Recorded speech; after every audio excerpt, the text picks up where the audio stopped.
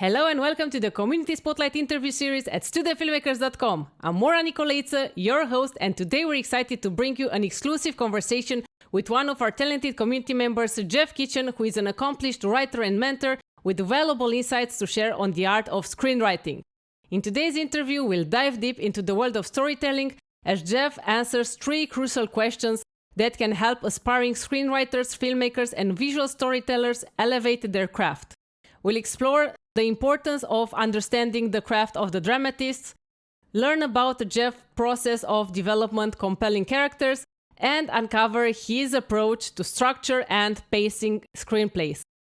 And as a bonus, Jeff will also share his top 3 tips specifically tailored for new and student filmmakers. So, without further ado, let's welcome Jeff to our Community Spotlight interview. Jeff's profile page in our community, by the way, is www.studentfilmmakers.com/members/Jeff K. Jeff, thank you so much for joining us today. We're thrilled to have you here, and we can't wait to hear your insights on the art of screenwriting. Jeff, let's start with a quote that I know you're quite familiar with. Most scriptwriters today are not dramatists, and that's the problem.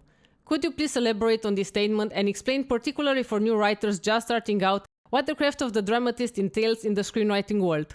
Yeah, sure. That's so central to the whole craft of screenwriting because it's all about the craft of the dramatist. It's about writing.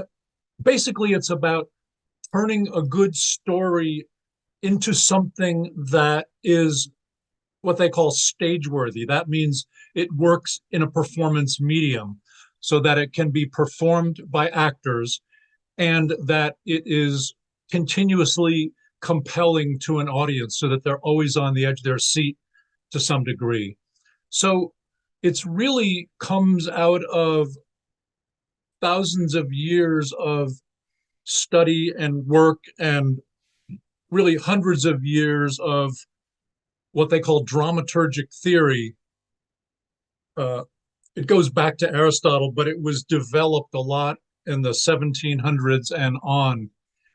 How do you make a story work on stage or on screen? Because dramatic writing is generally considered the most elusive of all the literary disciplines. It's tricky, it's slippery, it's hard to predict, it's hard to nail down. And the more craft you have, the more you will tend to be able to make your story work dramatically. A story that doesn't work dramatically falls flat in a performance medium, whether that's film, TV, stage. And so it has to be actable, and not every story is actable. It has to be translated into actions that can be performed on a stage, whether that's a sound stage for TV or film or, a theater stage. But it has to be adapted or translated so that actors can perform it and it holds the audience riveted. The name of the game is dramatic action. Dramatic action is not car chases and shootouts. It's not mere action. It's a state of subjective excitement that you put the audience in, where you get the audience in a state of action, where they're riveted, they're compelled to watch what comes next, and they're activated mentally, trying to figure out what's going to happen next. They're activated emotionally, where they really care about the protagonist and other lead figures. And the story is constructed in such a way that they're really hanging on every word, and they've got to stay and see how it turns out. So it's about turning a good story into something that's actable and continuously compelling. That's a great explanation, Jeff. Moving on to our next question. What is your process for developing compelling characters, and how do you ensure that their actions and motivation remain consistent throughout the story? There's a couple major tools that I use for that. One is dilemma, which is trapping the protagonist between two equally unacceptable alternatives, two equally painful choices. Kind of a Sophie's choice, if you will, where Sophie was told by the Nazis to sacrifice one child or the other. But while Sophie's Choice lasted only for, a couple minute flashback in the movie Sophie's Choice. What you want to do is have one good, strong dilemma that is what the movie is about, that constitutes most of the story's proportion. So that, like, if you're familiar with the movie Training Day, Jake Hoyt, played by Ethan Hawke, is trying out for the elite undercover narcotics squad of Alonzo Harris, who's played by Denzel Washington. And Jake is caught in a powerful dilemma that lasts the whole story. It takes a little bit of setup time for him to get fully trapped in that dilemma, but once he's in it, he's in it until he conclusively resolves that dilemma in the last few minutes of the story. And he's trapped in the dilemma that it's unacceptable to let go of this great opportunity to make it into Alonzo's elite undercover narcotics squad. It's a highly coveted position, and Jake is extremely ambitious, and nothing is going to make him let go of this opportunity to fulfill his ambition. And yet, Alonzo is very slippery morally. He's dragging Jake into things that make Jake's moral compass rebel. Like, he gets him smoking pot laced with PCP. He's engaged in armed robbery. He's like getting dragged more and more into questionable legal tactics. And yet Alonzo says, look, this is how you do it in the undercover police world. If you're in the room with a drug dealer, you got to do drugs with him, or he's going to know you're a fake. And you got to be a wolf to catch a wolf. And everything he says is true. And Alonzo unexpectedly discovers that Jake has what he calls the magic eye, that he's like a naturally brilliant cop. And Alonzo says to him, you got the magic eye. You can go all the way. I didn't know you had this gift. You're really good at this. And that's very compelling to Jake. So that's getting him another step closer to fulfilling his ambition. And so the depth of character that the dilemma communicates to the audience, and in fact creates in the script, because Jake, on one hand, cannot let go of this opportunity to leapfrog ahead into this elite position. So nothing's going to make him let go of his ambition, and nothing's going to make him let go of his moral compass. And those two are at odds, and they're equally unacceptable. And it really is a test of character for Jake. So it deepens his character, it complicates his situation, and he has to make that dilemma comes to its make or break point, which is called the crisis, at the point when Alonzo leaves Jake at the Hillside Gang's house, the Latino gang's house, and he's about to be executed in the bathtub. And when he gets out of that, he goes off to take down Alonzo, even if it's going to kill him. I don't want to spoil the movie for those of you who haven't seen it, so I won't go any further into it. When I'm creating a story, I'm building and amplifying the main character's dilemma as I build the story. And that complicates, deepens, and dimensionalizes the protagonist's character.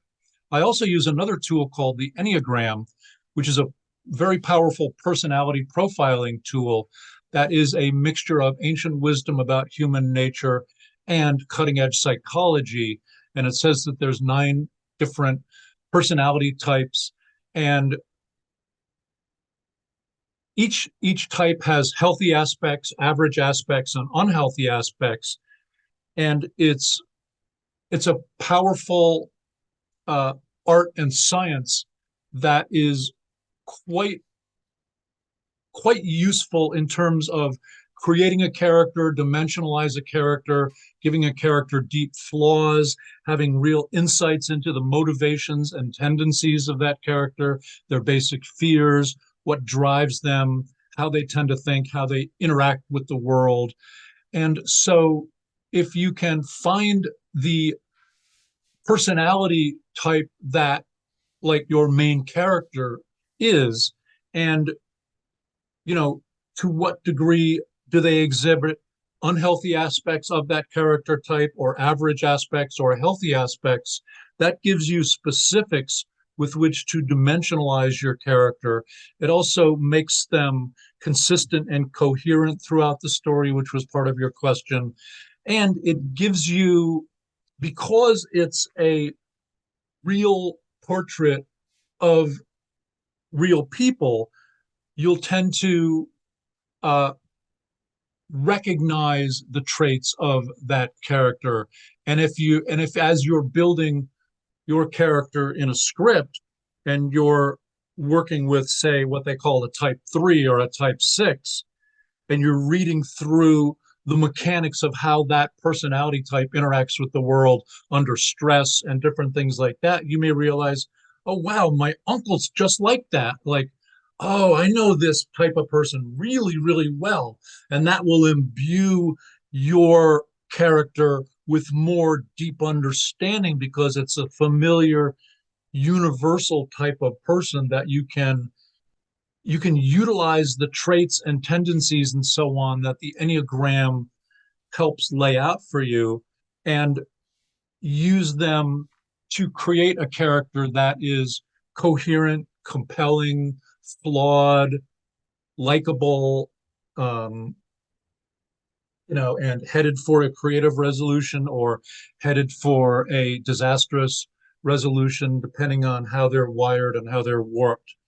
So between Dilemma and the Enneagram, they're an extremely powerful combination for building, dimensionalizing, flawing a character. And in fact, using the two of them together is uniquely powerful because once you have a good, strong dilemma, then you want to see what personality type is your main character who has this dilemma, because each of the 9 different types will interact with that particular dilemma in a different way. Some people are wired to fight. Some people are wired to retreat into themselves and sort out their emotions. Some people only care about how they look to the outside world. So everybody has a different way of interacting with the world. Therefore, that affects how the dilemma plays out, how it gets handled, how it adds shape and texture to the story, kind of how it steers in a certain way, because each different personality type will change the trajectory of the dilemma and the character's interaction with it. Thank you for sharing your approach to character development, Jeff. Now let's talk about structure and pacing.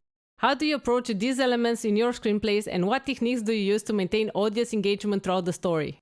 The first thing I do is get dilemma, crisis, decision and action, and resolution, because that's the underlying framework of the story.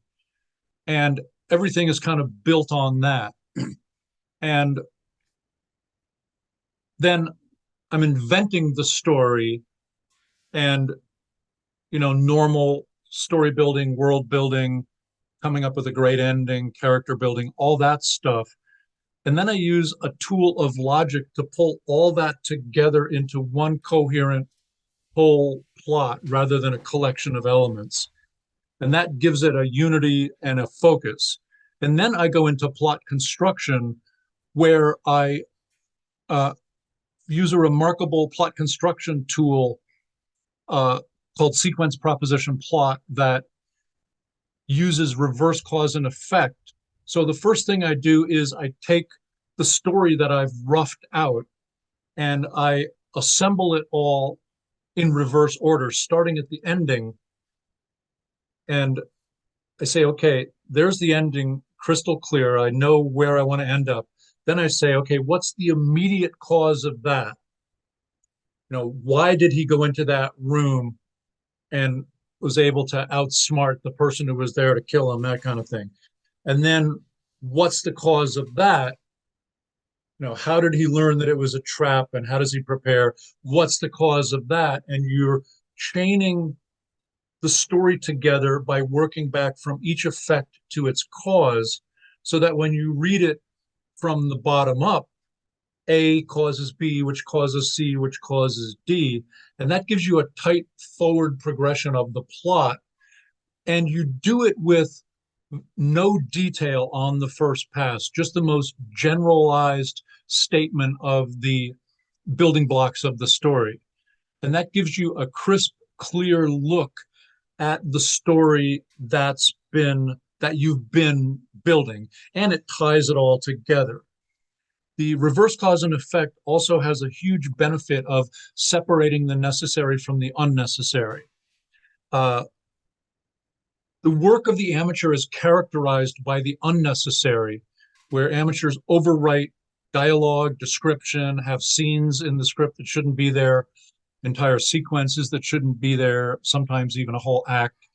And the overwriting is so extensive that it basically kills good storytelling.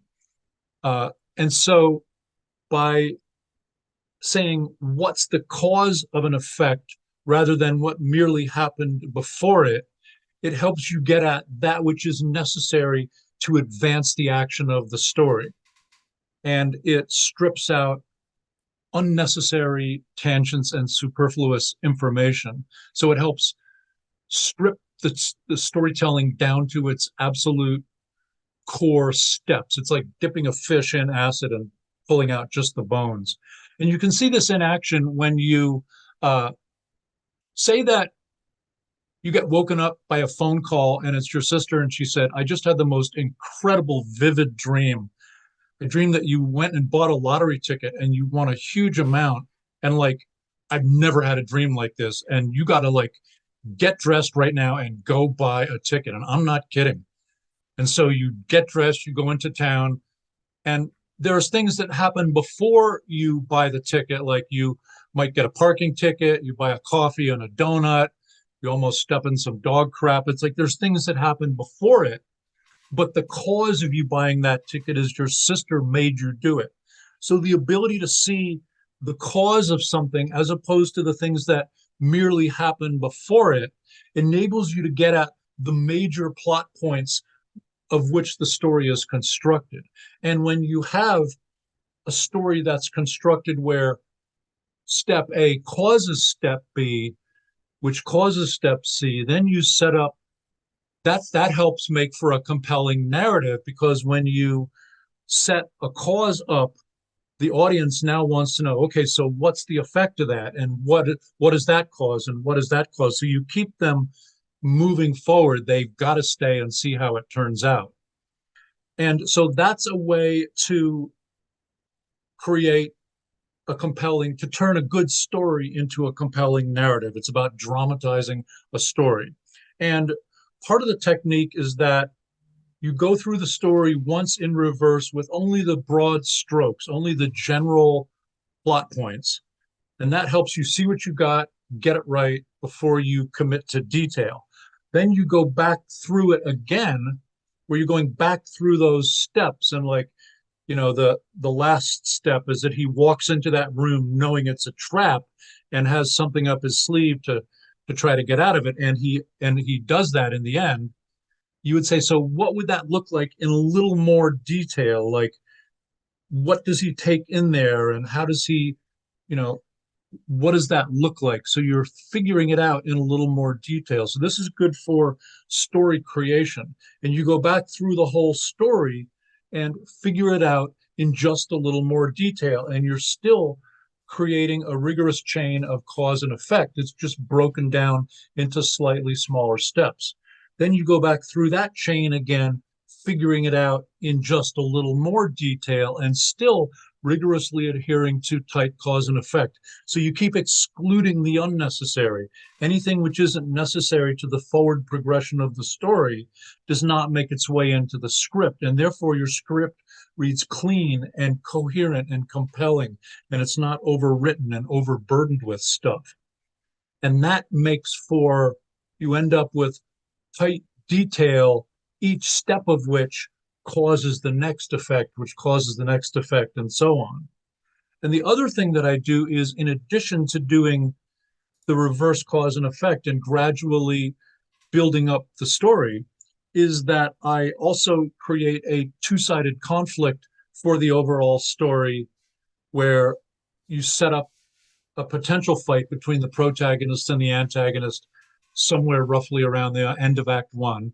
And then you touch off the fight to the finish that the whole story's been building towards somewhere around the end of Act Two. And instead of saying how it ends, because it comes from logic A and B, therefore C, but instead of saying we set it up and we touch it off and here's how it ends, part of our job as a dramatist is to engage the audience in an unresolved situation. That's what gets them up on the edge of their seat. And so you set up the conflict and you touch it off. And at the point when the fight to the finish has only just started and the audience doesn't know how it's going to turn out, they come up on the edge of their seat with a highly specific question in their mind. Like, will he beat the bad guy and save his kids? And that question is either strong or it's weak. Like you've either got them or you don't. And if you've got them, then on a scale of 1 to 10, how powerfully do you have them? And if the question could be stronger, then change how you set up the fight and touch off the fight until you get the central dramatic question of the story as powerful as you can get it.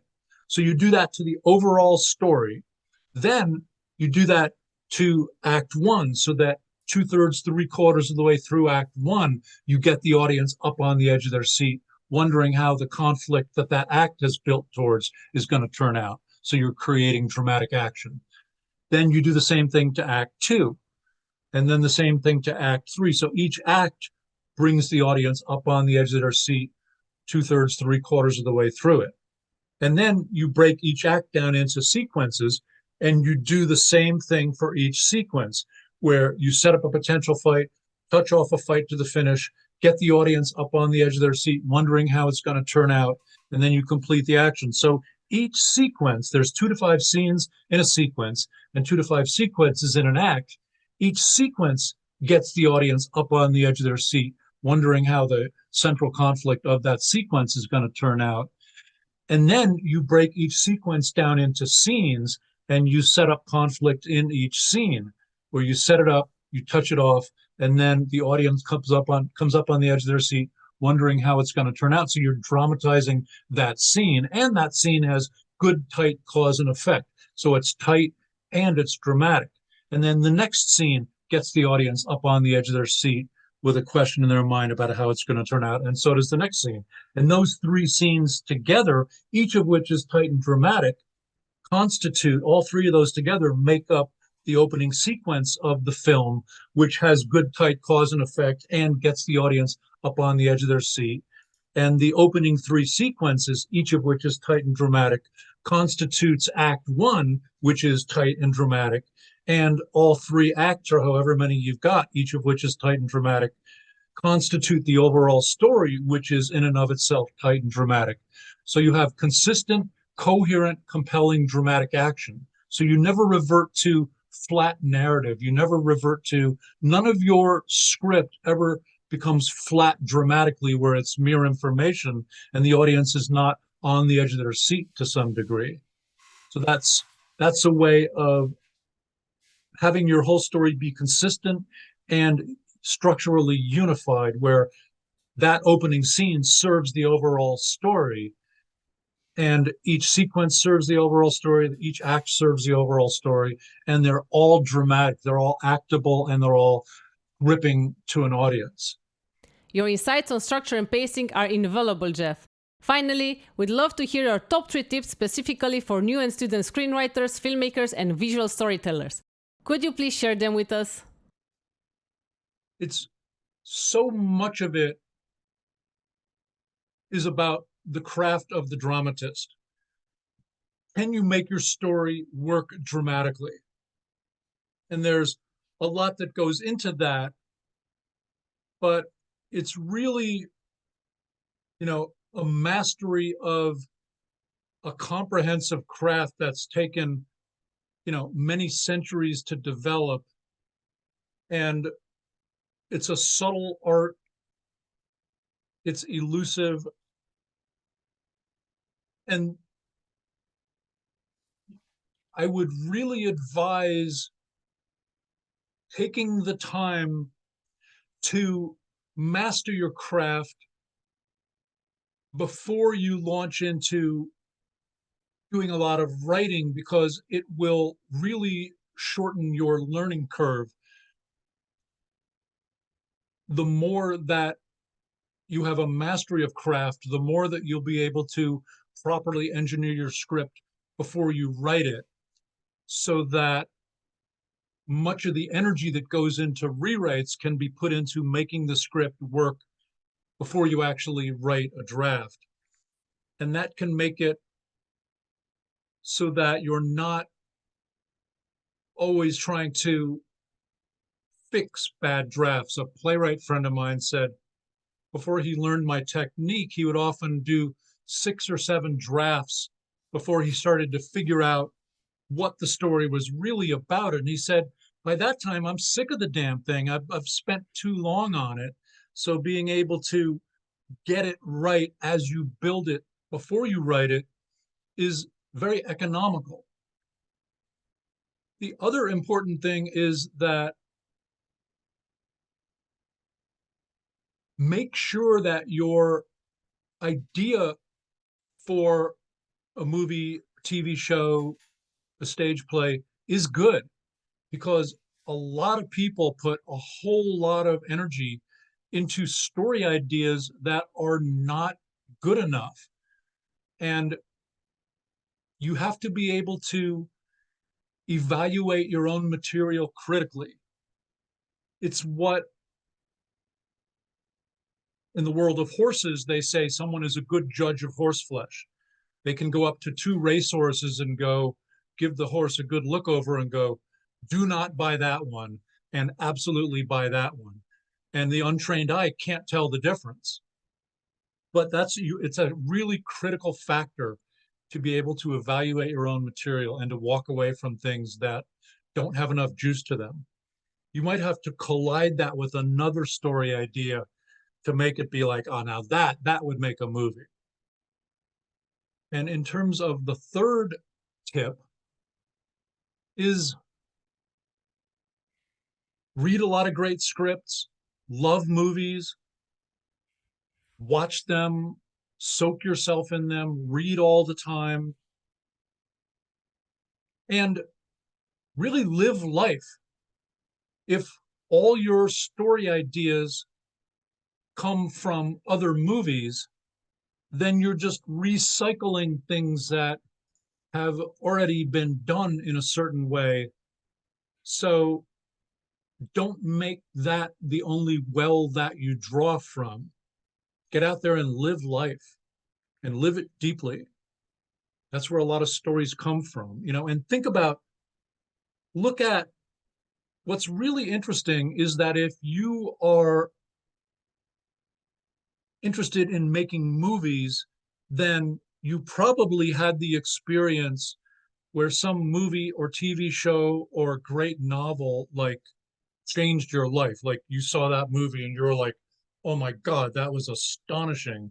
My whole body chemistry is different and I've got to do this.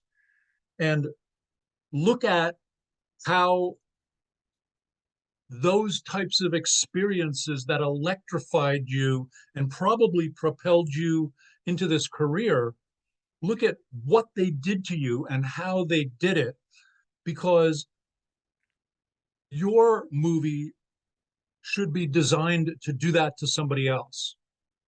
So look at the peak experiences in your own life and what they consist of and how they are the top 5 things that you couldn't ever forget experiences in your life. And look at what those consist of and what kind of energy they have and how they're absolutely unforgettable, and try to infuse your storytelling with that level of energy and transformation. You're really talking about transfiguration. And that's like a substantial, profound, permanent change in a person. Your movie could forever change people's lives the way Blade Runner did, or things like that. So work on that and build toward that. It's all about the audience, and it's all about how they feel when the movie's over. because you want them tripping. You want them to be like, oh my God, they're roaring with adrenaline, or their imagination's been opened, or they'll never look at life the same way. You don't want them coming out of your movie going, God, what was that? Am I hungry? What, it's like you want to really try to change their life. And that's something really powerful to focus your whole process on. Thank you very much, Jeff. Where can our members find you? Well, I have online training programs at my website, script.kitchen. There's no .com, it's script.kitchen. I have a 3-month video training program in which we create, develop, construct, and build and write an original script. And my students who take that course actually write the script themselves based on the detailed outline that we created. I also have a 2-year training program in which we meet live every day, 2.5 hours a day, and we're constantly writing multiple scripts and doing intensive training in the tools like reverse cause and effect and dilemma. So those are there. I have a subscription service on my website where for about $10 a month or $100 for the year, you have access to like 75 different courses and written articles, instructional stuff. And I have on my YouTube channel, script.kitchen, there's a 1-hour training process on reverse cause and effect. And then my book is Writing a Great Movie, which is easy to get on Amazon, and it walks you through all of this stuff. I explain all the tools in the first half of the book, and then in the second half of the book, I use all the tools to build an original script from scratch so that you see the process and work through me with the process in real time. And that concludes our Community Spotlight interview with the talented scriptwriter Jeff Kitchen. We're incredibly grateful for the time he spent with us today, sharing his valuable insights and expertise on the craft of screenwriting. We hope that our conversation has provided aspiring writers, filmmakers, and visual storytellers with practical advice and inspiration to help them elevate their work. To our viewers and listeners, thank you for tuning in to this exclusive interview at studentfilmmakers.com. We hope you've enjoyed it and found it helpful for your creative journey. Remember to visit our website for more insightful interviews, resources, and networking opportunities with fellow filmmakers and storytellers. Don't forget to like and subscribe to our YouTube channel, youtube.com/studentfilmmakers, to stay updated on upcoming Community Spotlight interviews and other exciting content. We also invite new viewers and listeners to join our online community at www.studentfilmmakers.com. Once again, we'd like to thank Jeff Kitchen for sharing his wisdom with our community. We wish Jeff to continue the success in the screenwriting endeavor, and we look forward to seeing more of his incredible work in the future. Until the next interview, stay creative and happy filmmaking!